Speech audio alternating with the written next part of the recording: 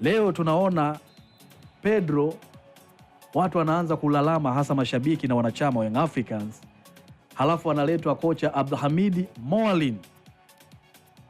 Ukiona kipa anapasha, atakayetoka ni kipa na sio beki. Inawezekana mpango huu ukaendelea kama tulivyoona kwa Mabedi na Romain Folz? Kwangu mimi ukiniuliza kwa haraka haraka nitakwambia jibu ndio, kutokana na swali lako na uhalisia. Kwa nini nasema hivyo? Nikiangalia ripoti ya Yanga ambao wameielezea kuongeza mabadiliko ya kufanya ongezeko la benchi la eneo la benchi la ufundi, kumuongeza Moalin kuwa kocha msaidizi. Kuna neno ambalo wameongea style of play, kwamba Yanga namna anavyocheza kimfumo sasa hivi imekuwa na shida kwenye eneo hilo. Automatically unajua timu ikiwa na shida kwenye uchezaji inakuwa inachangiwa na benchi la ufundi. Inawezekana benchi lina mapungufu na vitu kama hivyo. Si mbaya kama benchi lina mapungufu na kuongeza nguvu kazi nyingine. Lakini unamuongeza mwamuzi ambaye ni msaidizi, unamuongeza mwalimu ambaye ni msaidizi, bado ataenda kuyapokea maelekezo kutoka kwa mwalimu mkuu. Kwa hiyo kwangu mimi sioni kama Yanga labda wanaenda kutibu style of play. Kwa sababu bado kocha mkuu ni Pedro. Na huyu mwalimu ataenda kupokea maelekezo kutoka kwa Pedro. Unless utuaminishe kwamba huyu anakwenda kumpa maelekezo huyu mwalimu mkuu, ambapo automatically kwenye professionalism hiyo kitu haipo. Kwa mimi ninavyoliangalia naona staili ya Mabedi zidi ya yule mwalimu aliondoka mwanzo, tulikuwa tunamzoea jina la Minuno, Romain Folz. Naona ndo staili kama hii wanaipitia kwenye kumuingiza Abdulhamid Moalin kwenda kuwa msaidizi. Kwa sababu kumbuka kitu kimoja, kocha Pedro alikuja na msaidizi wake ambaye Azim amemtaja, lakini yule msaidizi wake aliyekuja naye pia alimkuta Patrick Mabedi akiwa pale. Leo hii tena anaenda kuongezewa kocha msaidizi mwingine. Kwa hiyo automatically tayari anakuwa na wasaidizi watatu. Hao wasaidizi watatu wote bado yeye atakuwa ndio in charge wao. Ina maana maelekezo yote anawapa yeye.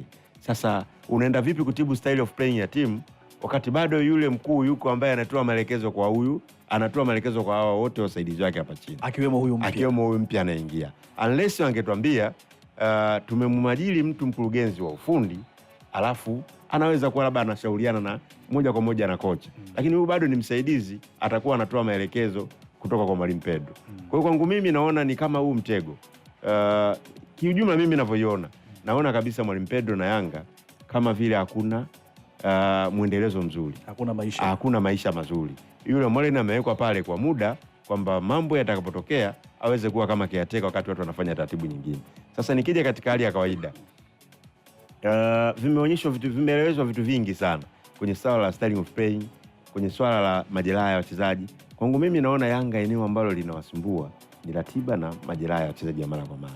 Ukiniuliza mimi ningesema shida namba moja ya Yanga pengine sio Pedro, bali ni mwalimu wa fitness.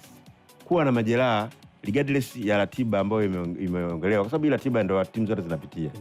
Mimi naona Yanga hata ukiangalia sasa hivi inapocheza kwenye eneo la fitness wachezaji hawako fit. Unapokosa kuwa na fitness level nzuri, hiyo pia automatically inaweza kupelekea kuwa unapata majeraha kutokana na ratiba ya mara kwa mara, unatakiwa kusafiri, unatakiwa kucheza.